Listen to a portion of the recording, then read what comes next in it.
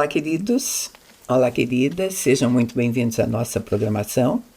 É uma alegria ter você conosco. Muito obrigada pela confiança, pelo desejo de passarmos esses momentos juntos. A gente vai fazer essa conversa valer a pena, não é, Yane? Isso mesmo. Estou muito feliz de estar aqui também. Hoje nós vamos... a nossa pauta é uma pergunta para você. Aonde as suas metas estão levando você? Uma coisa assim. Uhum. Porque nós vivemos hoje numa sociedade obcecada por metas.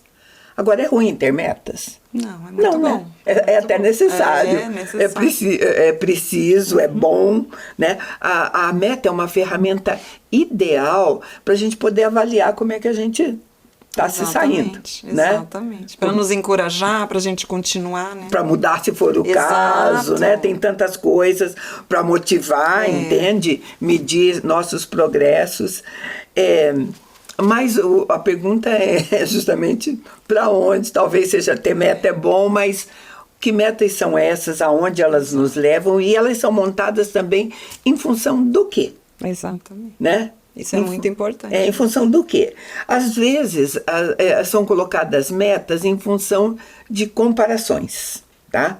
E essa é uma armadilha. Como é que funciona uma meta colocada em função de comparação, né? Pois é. E até em termos de ministério, às vezes. É verdade. Né? Nós estamos falando de ministério, de trabalho cristão, né? Porque junto com a comparação, tem também tem até a competição. Tem. Você compara até para competir. Agora, isso leva aonde? Qual é o resultado de comparação e de competição? Resultado é o afastamento mesmo do propósito, né? Daquilo que o Senhor tem, com certeza. Porque ele é o nosso padrão e ele seria a nossa meta, no caso. E quando a gente olha para a comparação, né? E a gente estabelece uma meta com o outro ou aqui, aí isso é complicado. Sabe, eu não sei, às vezes você, ou se isso... mas às vezes... a gente está fazendo alguma coisa para provar o quê e para quem. Não tem também isso, né? O que eu estou querendo provar, o que eu estou oferecendo. Tem algumas perguntinhas que são boas até para a gente na hora de estabelecer algumas metas. É muito importante, Mirtz. Creio que uma pergunta assim, por que eu estou fazendo o que eu estou fazendo, né? É muito importante para a gente olhar para o nosso coração, sondar o nosso coração, e pedimos para Deus sondar para saber exatamente qual é a intenção daquilo. Porque às vezes tem uma aparência tão correta tudo, e a intenção não é tão boa assim, né?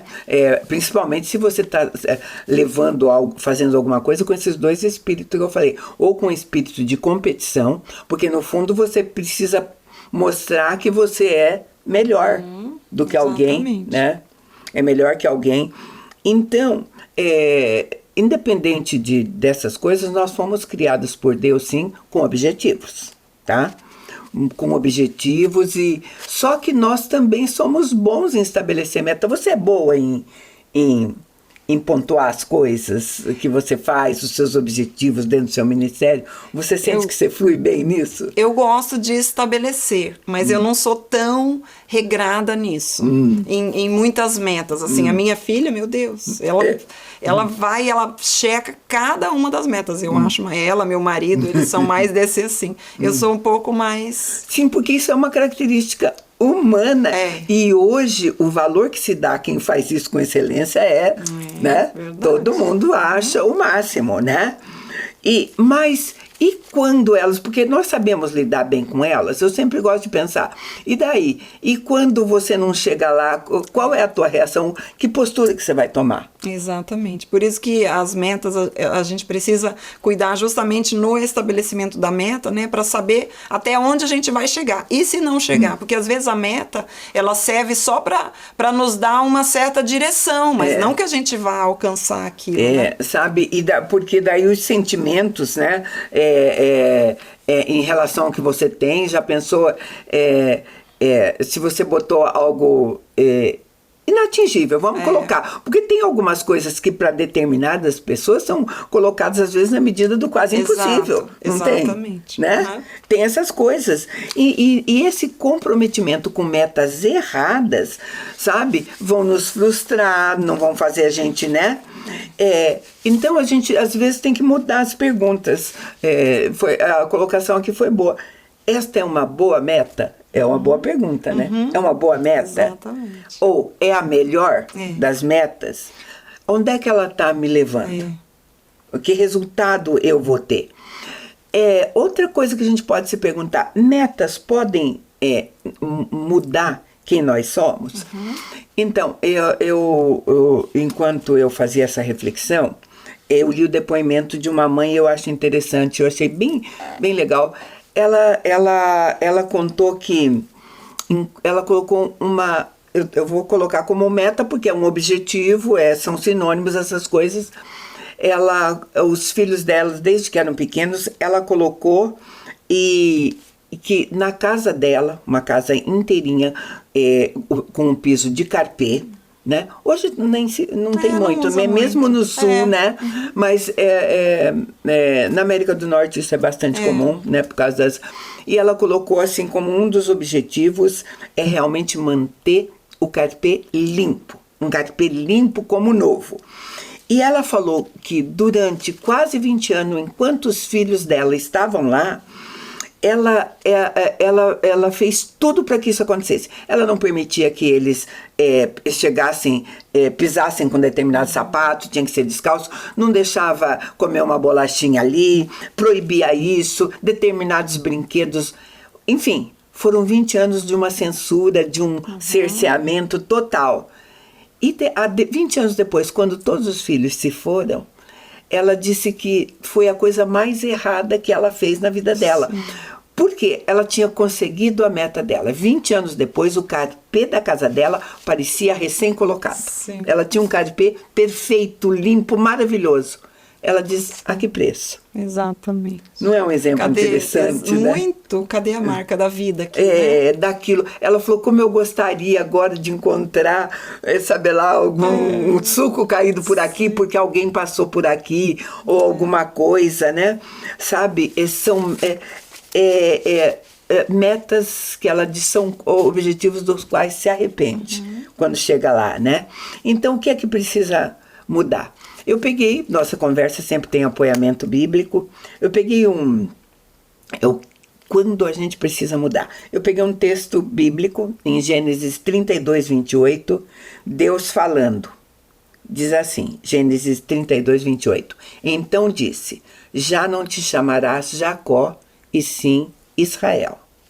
Deus estava falando para Jacó, tá?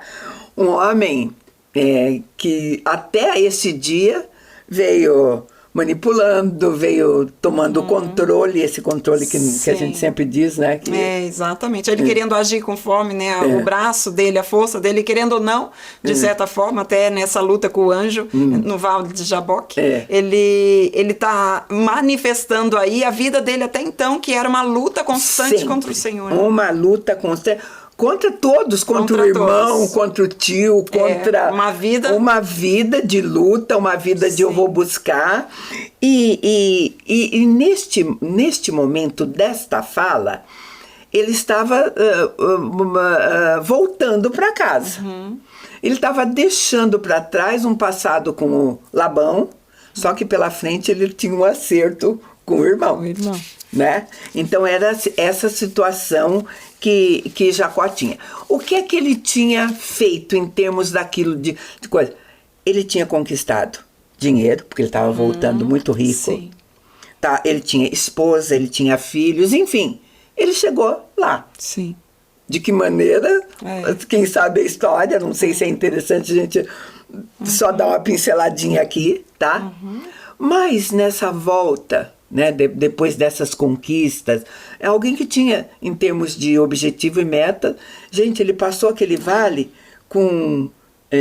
só com um casado, não foi?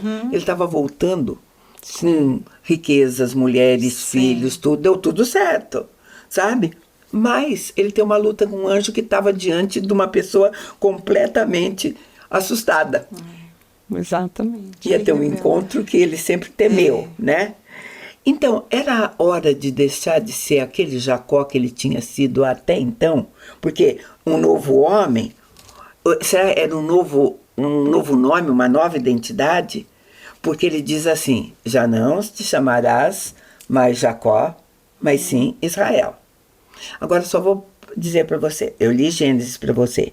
Muitos anos depois deste evento aqui, lá em Êxodo, quando Deus aparece para Moisés, olha o que Deus disse para Moisés. Êxodo 3,15. Disse Deus ainda mais a Moisés: assim dirás aos filhos de Israel: o Senhor Deus de vossos pais, Deus de Abrão, Deus de Isaque e Deus de Jacó, me enviou a vós outros. E este é meu nome eternamente, e assim serei lembrado de geração em geração. Ele disse, eu sou o Deus de Jacó. Olha só. Não é interessante? É muito interessante. É, né? muito lindo, porque Deus, ele permanece o mesmo, né? Sabe, queridos, um homem... em relação a Jacó, Jacó é um personagem muito interessante, né? Muito. Muito, muito interessante mesmo. Ao longo da Bíblia, ele foi chamado por esses dois nomes, sabe? Às vezes ele é chamado de Jacó, às vezes ele é chamado de Israel. E será que nós não somos complicados assim? Às vezes nós não somos duas coisas, né? Eu vejo, a gente tem nessa, inclusive a luta da carne mesmo, carne com espírito, a gente querer fazer uma coisa, a nossa carne querer fazer outra coisa. Muitas vezes a gente quer voltar, né, nas coisas do passado. Então existe mesmo essa luta. Jacó, o enganador, né? O nome Jacó significa o enganador. O enganador. Sabe? Então a gente vê mesmo isso. Sabe, agora, ele diz, eu sou o Deus de Jacó. Um Deus que conhece tudo, ele conhece as nossas fraquezas, conhece os nossos, mas um Deus que sabe em quem nós vamos ser transformados, se nós permitirmos, né? Exatamente. Né? Naquela hora ali. Então, nós, sabe, as nossas metas, aquilo que nós colocamos, os nossos objetivos, tem que ser de acordo com aquilo que Deus possa aceitar. Né? Exatamente. Temos que colocar coisas que Deus vai... Porque Deus nunca... ele tinha promessas maravilhosas para esse Jacó, que parecia que ia fazer tudo errado na vida. Exato. Né? A Bíblia já diz, né, que o coração do homem pode fazer planos, mas a resposta certa vem do Senhor, né? Então a gente faz mesmo as nossas metas, mas a gente precisa alinhar as metas à vontade do Senhor, né? Jacó brigou a vida inteira. Ele começou a vida dele brigando. Ele brigou dentro do ventre da mãe dele para sair primeiro que o irmão, né? Então, enganou o pai dele para receber uma bênção de primogenitura que não era dele, né? Ele disputou coisas com Labão, tudo. E ele está aí, a gente vai encontrar ele lutando com o anjo, lutando com o Senhor, né? Essa era uma luta, sabe? Agora, a gente vai perceber, e a Bíblia vai mostrar, que, na verdade, neste momento, a luta não era mais nem com Labão, nem com... Era uma luta, a coisa era com ele e Deus, né? Não é lindo esse momento, né? Muito. Nós passamos, né, por esse vale também. Nós passamos por esse encontrar, né, essa luta que nós temos conosco mesmo.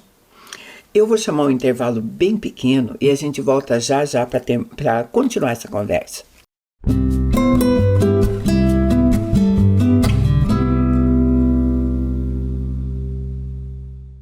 No mundo em constante transformação, nos posicionamos com a ética e a integridade.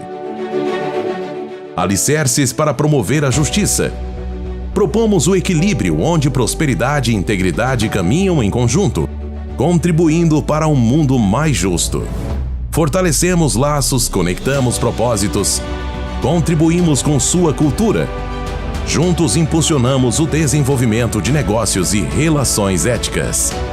Aqui a ética é nosso guia, a coragem, nosso caminho.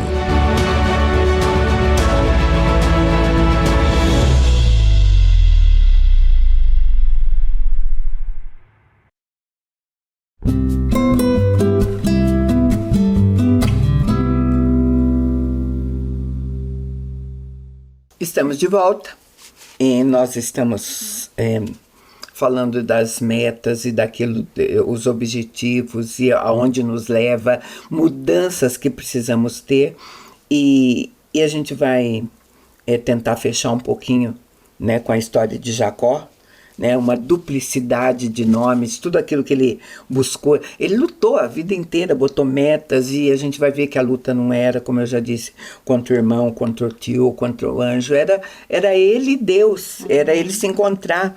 Essa duplicidade de nomes, né? O Jacó fez por ele mesmo uma tentativa dele de se encontrar nesse mundo, e o Israel, ele poderia ter descansado na aceitação de Deus, não é assim? Né? Exatamente. Na promessa de Deus, né? Promessa que Deus tinha. Esse povo da aliança. Sabe, não que ele tivesse chegado ao ponto, Deus falou, agora eu mudo porque Israel, você chegou, ficou perfeito. Não tem isso, né? Não.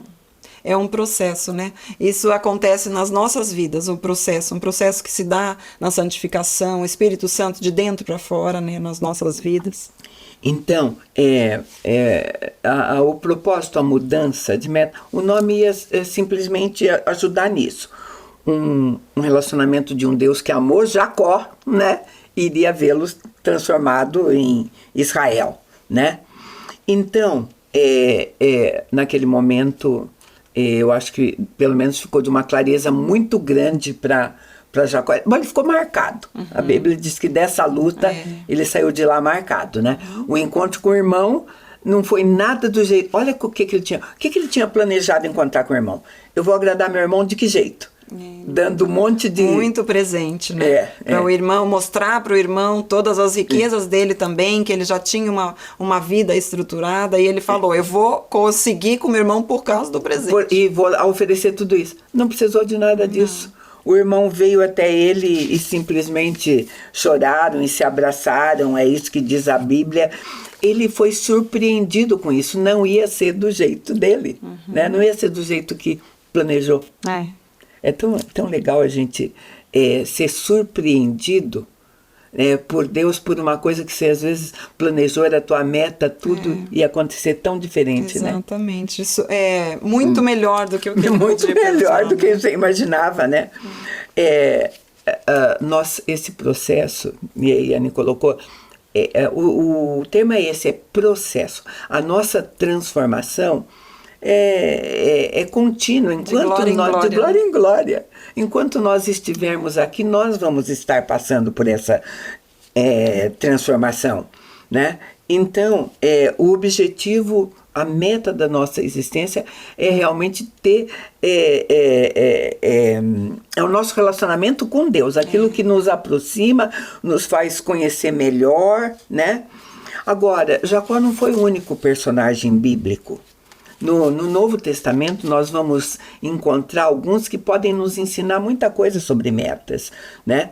Vamos pegar, por exemplo, os do Novo Testamento, duas figuras expressivas, como foram Pedro e o apóstolo Paulo, né? Para ser realizado e metas que tem. Pedro, vamos começar por Pedro. Quais eram as qualificações que Pedro tinha, né, para ser o principal dos apóstolos? Pois é, se a gente olhar assim... No natural tinha o quê? No natural, até a forma que ele viveu, né? Até então, a gente vê que ele era muito impulsivo, que ele falava mais do que devia. Então, assim, aos olhos naturais... Aos olhos naturais não tinha nada, sabe? Não tinha instrução, não tinha... E a Bíblia vai contar que ele mentiu, que ele falhou, que ele se acovardou, né? Ele se acovardou, né? Agora... Depois, quando Jesus voltou aos céus, quando Jesus subiu, nós vamos ver uma atitude de Pedro que está no livro de Atos 4, versos 13 e 14. Diz assim: ao verem a intrepidez de Pedro e João, sabendo que eles eram homens iletrados e incultos, admiraram-se e reconheceram que haviam eles estado com Jesus. Vendo com eles o homem que fora curado, nada tinham em dizer o contrário. Né? Você veja, nós estamos falando agora de uma cultura, de homens daquela cultura. Sim. Os homens daquela cultura, quem era Pedro? Exatamente. E João? Letrado, não devia falar direito, não escrevia, não sabia ler. Tinha aprontado no tempo que andou com Jesus, falhou com Jesus, negou Jesus, fez um monte de coisa. No entanto, sabe, aquilo que para a sociedade, o fato de não ter cultura, não ter instrução, tá? Eles não tinham nada de expectativa daquela cultura para chegar onde chegaram. Ele faz um milagre maravilhoso. Né? Que não podia ser negado. Exatamente. E é muito interessante esse texto de Atos 4, porque ele está depois do Atos 2, porque só aconteceu essa situação aqui por causa do Pentecoste que aconteceu em Atos 2. Santo. Porque nós vemos o Pedro diante da descida do Espírito Santo dessa forma, impulsivo, falando, né?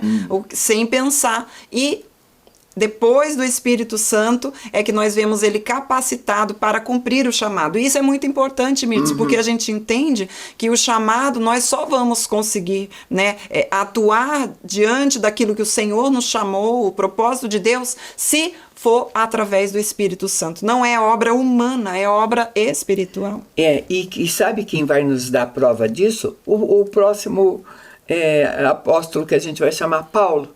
Porque Paulo, aos olhos da sociedade, ele tinha todas as qualificações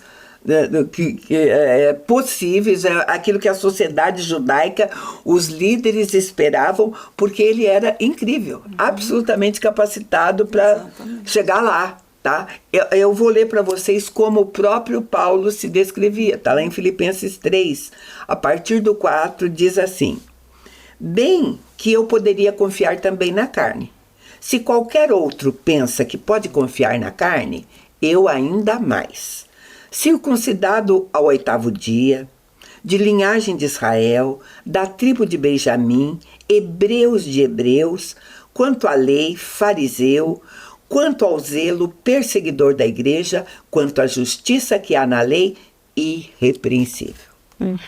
Era a descrição de quem ele era. Exatamente. Aquilo que dizem, né, que Deus não capacita os escolhidos. Não, fala assim. Deus não escolhe os capacitados, mas capacita os escolhidos. Há quem diga essa frase, mas ela não é bíblica e não Paulo justamente vem trazer o contrário. Por quê? Porque Deus está escolhendo alguém que é muito capacitado. Muito. Né? Então nós vemos que Deus usa quem Ele quer para fazer a obra dele. Agora, aos olhos daquela sociedade, isso levaria Paulo a ser o cara dos caras, tá, né? Para alcançar qualquer meta, tá? Ele tinha essas características de bom judeu. Talvez, na lógica deles, Pedro devesse ficar muito parecido com Paulo para chegar a fazer o que fez. E sabe que era ao contrário, né? Mas para que as metas do evangelho fossem alcançadas, Paulo é que teve que se tornar como Pedro. A gente vai ver, sabe, porque Paulo, tudo aquilo que ele descreveu ali, ele teria que refutar. Exatamente. Não é isso que ele fez? Tanto é que ele vai dizer, eu vou ler Filipenses 3, eu tinha lido com vou ler 3.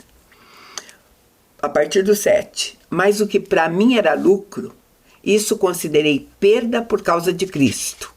Sim, deveras considero tudo como perda por causa da sublimidade do conhecimento de Cristo Jesus, meu Senhor, por amor do qual eu perdi todas as coisas e as considero como refúgio para ganhar a Cristo, ser achado nele, não tendo justiça própria que procede da lei, senão a que é mediante a fé em Cristo, a justiça que procede de Deus, baseada na fé, para o conhecer e o poder da sua ressurreição, a comunhão dos seus sofrimentos, conformando-me com ele na sua morte. Que lindo, né? Esse aqui é o relato de alguém que encontrou a pérola de grande valor, né? Que deixou tudo que tinha, que aos olhos do mundo era de grande valor, e ele falou, não, eu deixo isso tudo em troca dessa pérola de grande valor que é Jesus. Ele entendeu. O que Paulo havia conquistado, queridos, não era errado. Ter todo o conhecimento da época dele, a cultura, mas não era a melhor meta. Nós estamos falando de escolhas corretas.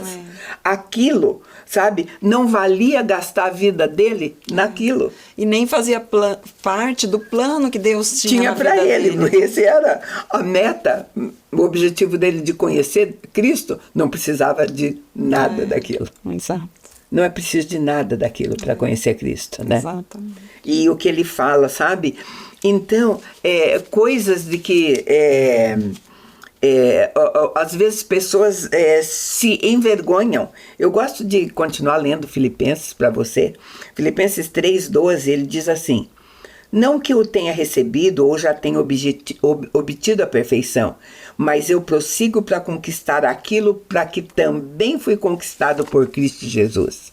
Não julgo havê-lo alcançado, mas uma coisa faço, esquecendo-me das coisas que para trás ficam e avançando para que estão diante de mim, prossigo para o alvo, para o prêmio da soberana vocação de Deus em Cristo Jesus. As metas deles mudaram completamente. Completamente. Né? E isso é importante da gente analisar as nossas metas, né? Porque muitas vezes nós perdemos muito tempo e energia em metas que não estão de acordo com o plano de Deus para as nossas vidas. Então, a pergunta, né, que eu faço é: será que nós já perguntamos para Deus se aquelas metas são dele para nós? Porque às vezes elas são muito aprovadas e bem aceitas por aqueles que nos rodeiam, pela sociedade que nós vivemos. Exatamente. Né? Como era de Paulo, né? Mas acontece que Paulo impressionava a quem? A quem ele impressionava com tudo aquilo? Né? A um time de judeus, certamente, né? Mas as nossas metas têm que ser assim: eu quero ser qualificado para cumprir o chamado que ele me deu, né? Conhecer a vontade de Deus para nós, alcançar o que? Alcançar o quê? É gastar energia, né? Como é que nós alcançamos? Eu creio que a gente alcança, né, essa meta estando nesse processo, estando nesse caminho no Senhor, né? Então, assim, nos abastecendo disso. É muito importante, Mirtz, porque a nossa tendência é nos desviarmos desse caminho, né, desse percurso que temos aí pela frente até que Jesus venha. Então, é muito fácil, o ser humano, ele é inclinado a desviar-se de Deus. Então, eu creio que a gente continuar olhando e observando a nossa caminhada, vendo o prumo da palavra do Senhor, para que a gente possa caminhar nisso e atingir essa meta, cumprir o plano de Deus através das nossas vidas. E sabe, e às vezes são coisinhas bastante diferentes daquelas que você hoje, daquilo que é oferecido para você, como você ser assim, bem sucedido, né, nas suas metas. Porque além dessa mudança, né, é uma mudança que implica numa coisa que o mundo não... Independência, né? Dependência. Passar a depender completamente. Você bota uma meta justamente com o objetivo de independência. E a dependência. E quem vai nos qualificar mesmo é o ajudador. É aquele que Jesus, quando foi, disse assim: é importante que eu vá para que ele venha e a gente possa dar esse espaço que ele precisa, né? Queridos, era o que a gente tinha para você hoje. Agradece muito a sua companhia e te convida para estar conosco num próximo programa. Deus te abençoe.